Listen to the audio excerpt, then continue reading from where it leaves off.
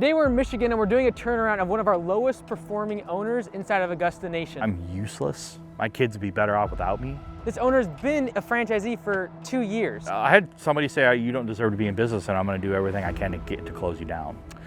Over grass? He joined what's called the solo operator model, which is really cheap to get started and you gotta grind and hustle. But that hasn't been happening. What are we doing with our time now? Because right now we don't have a lot of work. Nothing. It's not gonna just fall in our lap. What are we waiting on? There's other solo operators that have gone on to build businesses that do over $100,000 in monthly revenue. Is this distraction preventing us from building a $500,000 business? He's a big dumb idiot just like me. Something's certainly wrong, and the first thing is start time is 10 a.m. This is the latest turnaround start time we've ever had. What are we doing for the first few hours of the day? Ken! Morning, buddy. What's up, brother? Doing all right? Cool, well, maybe you can show me around. Can I show me what you got going on? Yeah, I don't know, it's pretty simple. This is P1. Okay. I've had this thing for like 7 or 8 years. Okay.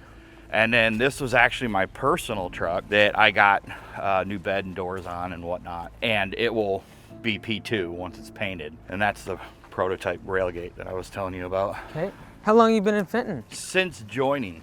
Really? Augusta. So just a few years? Yeah. Okay, cool. So basically, year one, based on the numbers I saw, you did about 60,000 in revenue. Yeah. Year two, which was last year, did about 95, 96,000 revenue. So this year, what are you projecting to kind of do?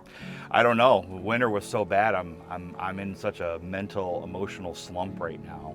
I think I've let my failures in my goals affect my relationship with my family, with my wife and my kids. And basically it's, hey, if you make enough money, you'll be able to buy this house or buy this land or whatever. I haven't done that. It's an entire winter-long pity party. There were times when I would look at the weather report and be thankful that the snow that was coming was not going to be enough to go plow, because I was afraid that I was going to fail, that my equipment would fail.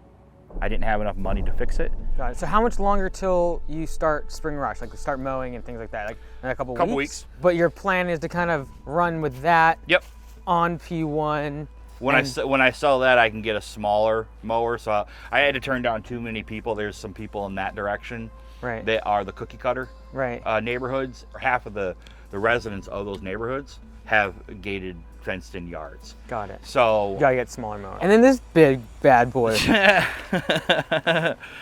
So I bought that the last year, the year before, something like that. I had quite a few customers that were paying $240 per cut. So I would sell them on the whole season. Yeah. Like, hey, you know, $5,400 or whatever, and they'd be like, sure, and they'd stroke a check and just give it to me, and that would at least start me off for the season. So, like on Wednesdays is everything south, which is really rural. So you're not finding anyone with less than an acre, and so it was taking me 2 hours on the green one. Yeah. And I'm just like, you know, my mentality is, if I get the tool to do the job, it will fix the problem. It ain't fixing it. Well, ultimately, like, yes, there are gonna be lawns that need this. Yeah. But the bottom line is there's thousands that don't. Yep. And so it's a matter of, can we take what we actually have and still build the business around that? Like, I happen to believe there's more than $100,000 worth of revenue that this mower is not required. Nope. I got a feeling that Ken is a bit of a gearhead, and his desire to get the next shiny toy and piece of equipment might actually be a distraction from him growing his business. And when I say growing a business, I mean getting more customers and getting more money, not getting more toys. Not every single problem in the business is solved with just more equipment or inventions. So right now, like this year, what do you think is kind of holding you back? Because I know, like, you told the team it's more like mental stuff that's blocking. Like, why is that? I asked for a bunch of work. I prayed for a bunch of work. I prayed to max out my schedule. And then when I did, I mismanaged that work, and I felt like I couldn't handle it. And therefore, like, there was people that accepted my quotes, and I never actually went to go do the job because I just couldn't. So when I had depression a couple years ago, like, I don't deserve to live. I'm useless. My kids would be better off without me. That sort of thing. I had to ask myself, did I give 100%? Because you got 2 more weeks, you got spring rush coming up. Like, what's the plan for the next couple weeks? Oh, just door hangers. SEO is working fine.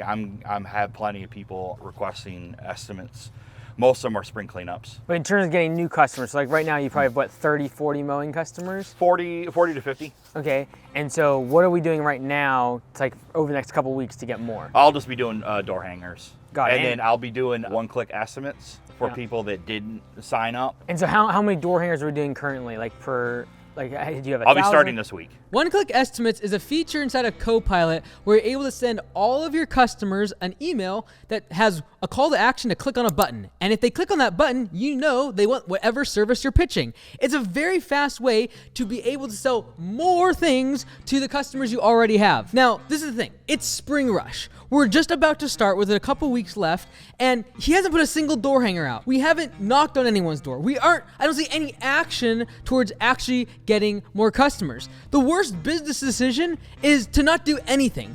So that was actually the door mailer. That didn't do as well as I thought it was going to do last year. I still got customers from it. You know, so I'd have to send out 10,000 of them, and I didn't. I think I spent $5,000, and that was including print. And I can't remember how many customers I got from it, but it was enough to see me through. Right.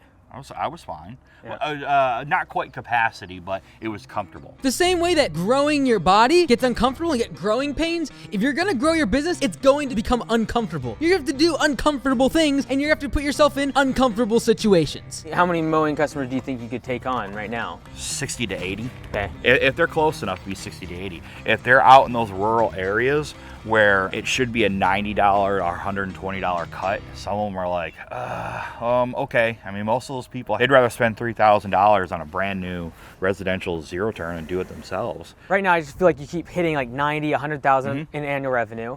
And my concern is not a matter of like, can we get more leads? It's a matter of like your personal capacity. Is it above 100,000? Like leadership wise? I don't know. Like, what do you feel is like kind of like that cap? Because if you've been doing it for 10 years, Yeah. 15 years, whatever it is, like About what 10. do you feel is that? Is it a matter like you default to equipment all the time? Like what's the distraction, do you think? No, I don't spend a lot on equipment.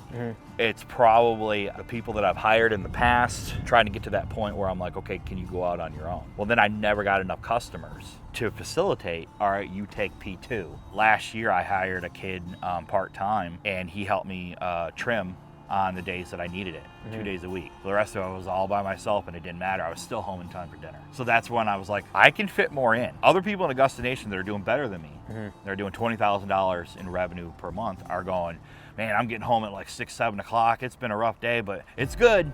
Yeah. It's, you know, I'm growing. And then all of a sudden I read their feeds later on, and it'll say something like, hey, we just added another 50 customers or something like 50 customers is another truck. I'm not doing that. I don't know. I really think that Ken's personal capacity is probably around $100,000 in annual revenue right now. And that's preventing him from growing the business, getting employees, and taking the business to the next level. So do you not want the 50 customers? Like what do you want from the business? Because like right now we have like say 40, 50 customers. Do you want to have a second truck with an employee? Yeah. My goal is to max out and then, you know, hit capacity. Yeah. And then raise the prices so that either new customers don't sign on, or when they do, it's more profitable. So 120 mowing customers is sort of the goal. Yeah.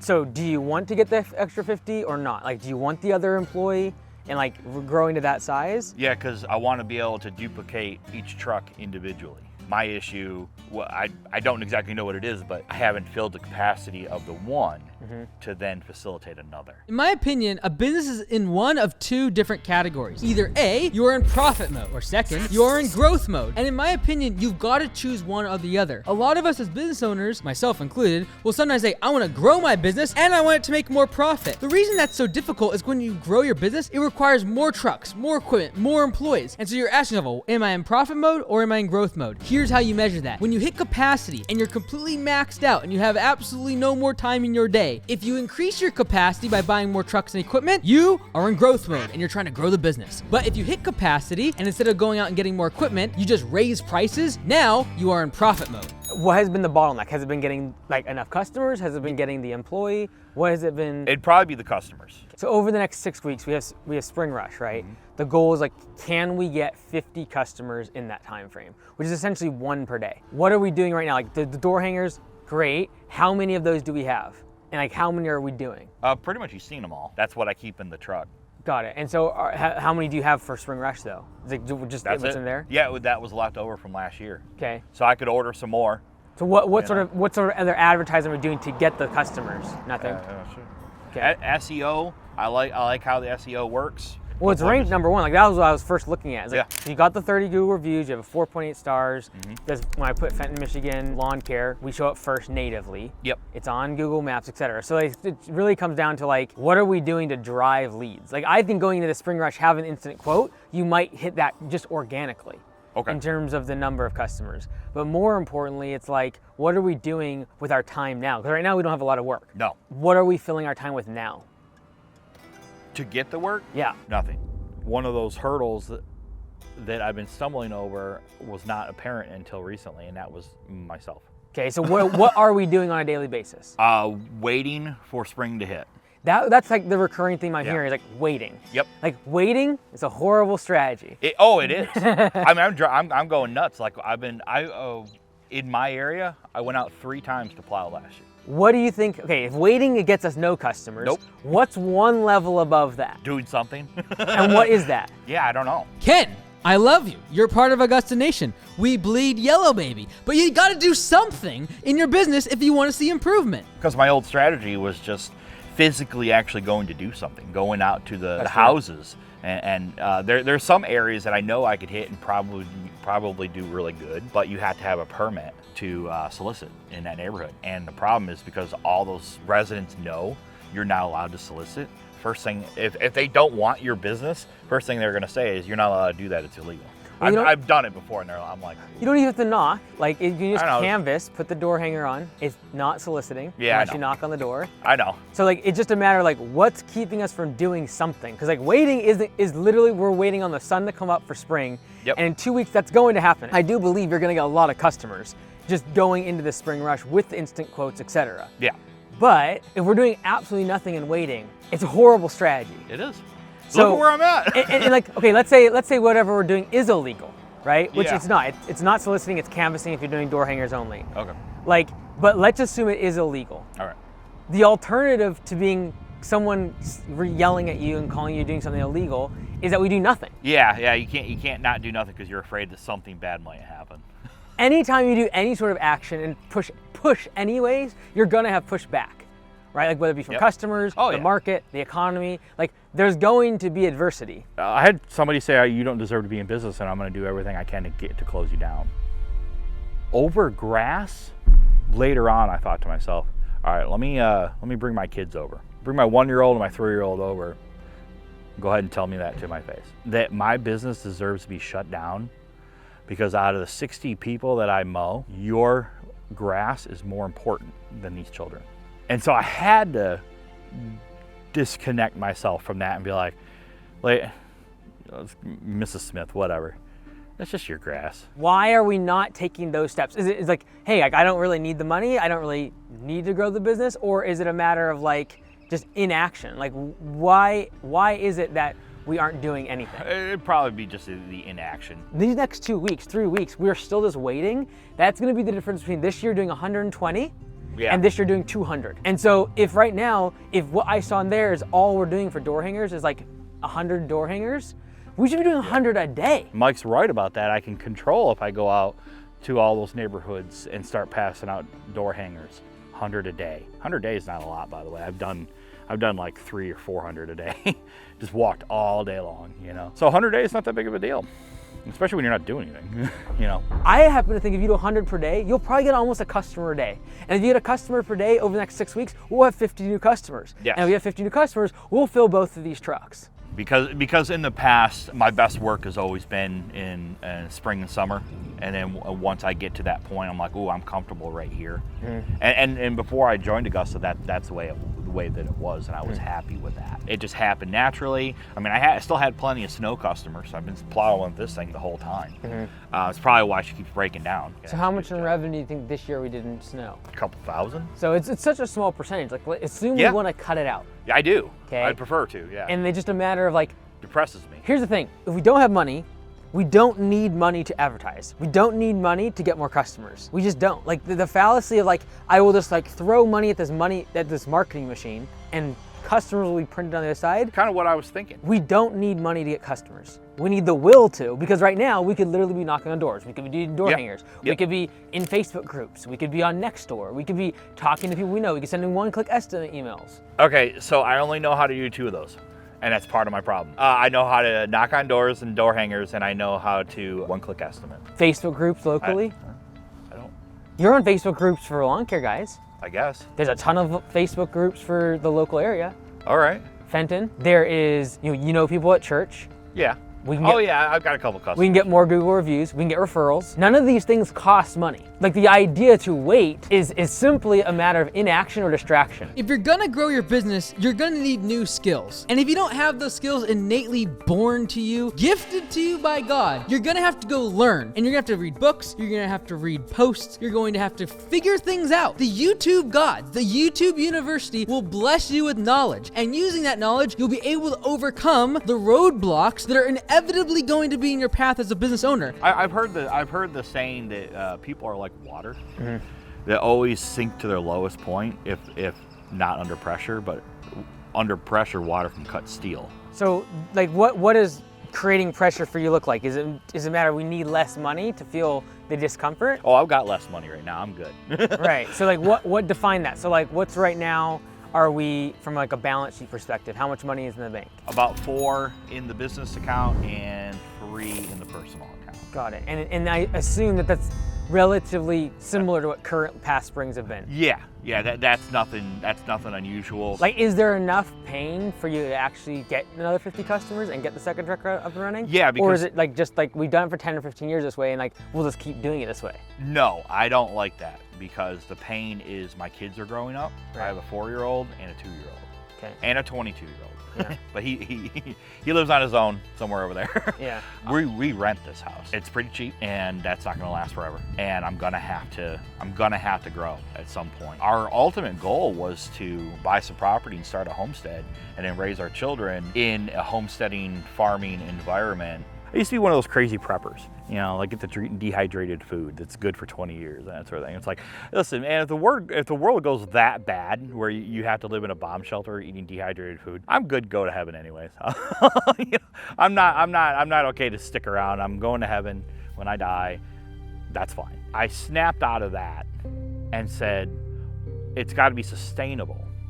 So the homesteading is where I started to gravitate towards, and I just realized my grandpa, my mom grew up on a small 7-acre farm, and she's been preaching it for years, and it finally sunk in. And to be able to say, yeah, I don't worry about the price of milk or the fact that there's hormones in all our food or preservatives, and I eat like crap right now anyways. But to be able to say, I'm not feeding that to my kids. So what size does the business have to be to get to that point? Do you need to do about double, like 200,000 in revenue? No, it'd be way more than that. Okay, so what do you need to make for revenue-wise for the business? To be able to buy a house and start a homestead, probably the 500 plus mark. So 4 or 5 employees, 3 or 4 trucks. Correct. Got it. Okay. That's cool. why I was like, well, if I know how to do one truck, if I can learn how to do one truck, then number 2 truck isn't going to be a problem because I'll just do the exact same thing over and over. Just a copy and paste. But what are we waiting on? Like it's not going to just fall in our laps. No. Like what is like, and this is a rhetorical question. Like what are we doing to make that happen? Because right now, sitting at home just waiting, we are not going to build a $500,000 business. No. Like natural entropy to the universe is against us. Yeah. Is going to take a force of will to build something. A house doesn't just appear. We have to build the thing. You got to build it. We got to get materials. We got to put effort and labor into it. And so I'm going to go out on a limb and say that what you've been filling your time with, instead of going out and getting more customers to do that, has been that project with the ramp we're at. How did you know? I'm just going to go out on a limb. That's my baby. All right, there it is. Ken wants to grow a $500,000 business that will sustain his family and contribute to these goals that he has. Being clear on that is a huge win for you as a business owner, just to know where directionally you're trying to go. But to achieve these goals, Ken's gonna need to commit in the short term, the next few years, to really work in the business a lot more. Because it sounds like he's getting distracted with something that's taking up all of his time. So walk me to your baby, because I have a feeling this baby is preventing other babies from being born. I birthed it over the winter. I know, but like, you know, so okay, walk me through this. Like, what is this all about? All right, so this is called the rail gate. The rail gate. Yep. Okay. It's 4 common sections. It has rails inside. Eventually I'll have a rail that goes along the side as well. Okay. This thing turns into 5 different things. Okay. So it's not just a dovetail ramp. Okay. It could be a double dovetail ramp, which means you can fit a 60-inch mower on it. What's the difference between this and then the ramp rack? It's just cheaper, really? It's going to be less expensive, and then it's, like I said, one-man operable. Okay. So one person can take out these pins. Yeah. And grab this piece. It's only about 80 pounds. Yeah. And then move it off to the side, and then do the next piece. Why would you do that? I had such a hard time. Most of my inventions, I got like 5 to 8 of them, depending on what type of invention you're talking about. They're all ideas. They're all in my head. I have not come up with any of them. None exist but that one. 3 of them are snow plows. One of them is a fancy trailer hitch. I could talk about all 8 of them, and it wouldn't get me anywhere. Is this distraction preventing us from building a $500,000 business? Yeah. And the likelihood of this succeeding versus getting more mowing customers. I know the grass will grow. Yes. I know that customers need it cut. I'm not so certain that this has enough differentiation. Yeah, you're right. To be able to get over the hump. The main goal was that it was going to work for what I needed it to work for. And I can take that apart one man, you know, blah, blah, blah. The point is that I wanted to create something that was going to solve a problem for some guys. Well, there's 3 ways to grow a business, right? You can do things more of what you're doing. You can do what you're doing better, or you can do something new. And everyone defaults to new. The problem with new is that you have a very low chance of it actually being successful. Whereas if you keep just doing more and better of what you're currently doing, you usually make a lot more money. And there's a lot of problems in the world to solve, and a lot of inventions that could be made. But doing more and better has a much greater likelihood of making profit than doing things that are new. Ultimately, I was like, hey, I just want to invent it for myself. If nobody else buys it, I don't care. I have one that works.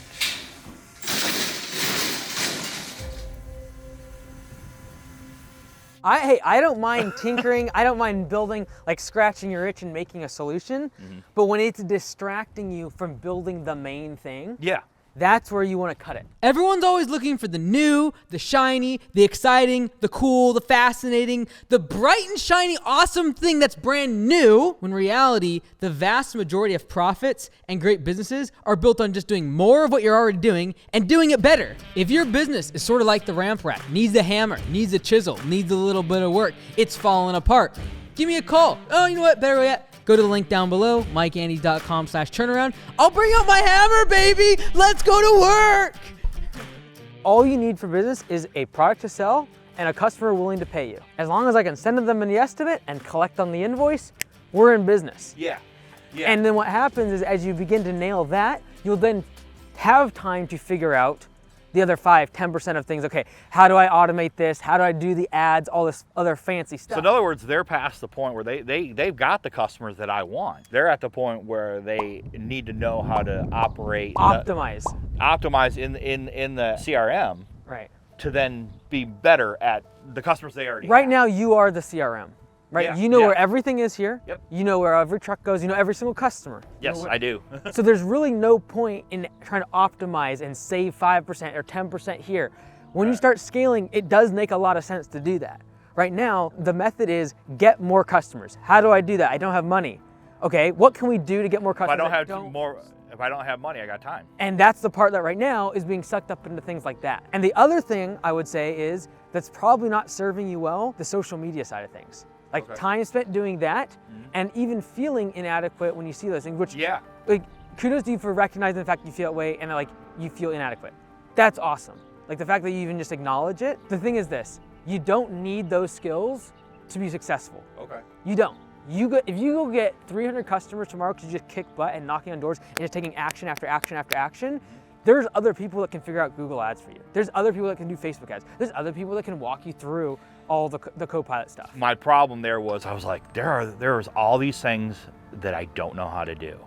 And all these locations in Augusta are successful. And that's what they're worried about. They're worried about X, Y, and Z. But the problems you're gonna have when you have 10 trucks and doing $150,000 a month in revenue, very different than we're currently at now. Yeah, I think that's what I'm starting to realize is what you're saying. Like if your goal this year is get 50 more customers, we do not need to figure out any of that other stuff. I would love to max out this truck, but if I can max out the one, I need to max out the other two. And to do that, to get 50 customers, you don't need any of that other stuff.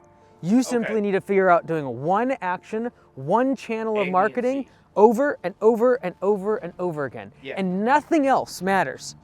Racks, painting trucks, Copilot, Facebook ads, Google. There's a million things we can be doing in the business. There's just usually only one thing that we should be focused on. And right now, it's getting more customers without spending money on ads. Right. Okay. So therefore, it's like, what channel is that going to be? If door hangers, we know we can get like 0.5% of people, that means that I need to put out 200 door hangers to get one customer. Great. I'm gonna do 200 door hangers per day. I happen to believe if you do 100 per day, you'll probably get a new customer every single day. Especially in the spring. And so it's like, great.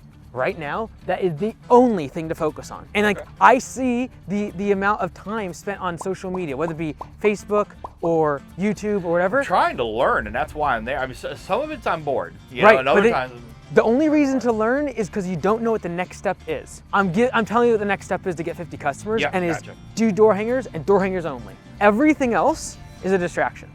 Seeing other people on social media that are crushing it and winning and super successful and ahead of you can be super inspiring, but be careful not to let it get you so down in the dumps and you're so much lower than them that you'll never be able to achieve, or you're somehow less than them as an entrepreneur. There's going to be somebody that's in my situation and they're trying to do something different or whatever it is, and they're going to see this video and they're going to say, yeah, I relate to that guy.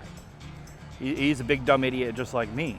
I thought I could just quit my job and start a business and I'll just cut grass, and there you go. They're gonna have to admit the same way I did. If you're gonna be successful in your goals and actually achieve them, you gotta stay focused. Look, I know some people will say that I'm being hard on Ken and pushing him pretty hard on some of these topics. Sometimes as a coach, you gotta push your player because you care about them and their success. It's not necessarily fun, you don't enjoy it, but you wanna see them succeed. But the bottom line is, when someone joins Augusta Nation, I want them to win. And when they come, I tell them, look, if you're just trying to build a $100,000 annual revenue business, you shouldn't join Augusta. If you're wanting to scale and use systems, that's why you join. So to see someone like Ken, after a couple years still hitting his head up against this, that's why I'm so passionate and I'm pushing him so hard.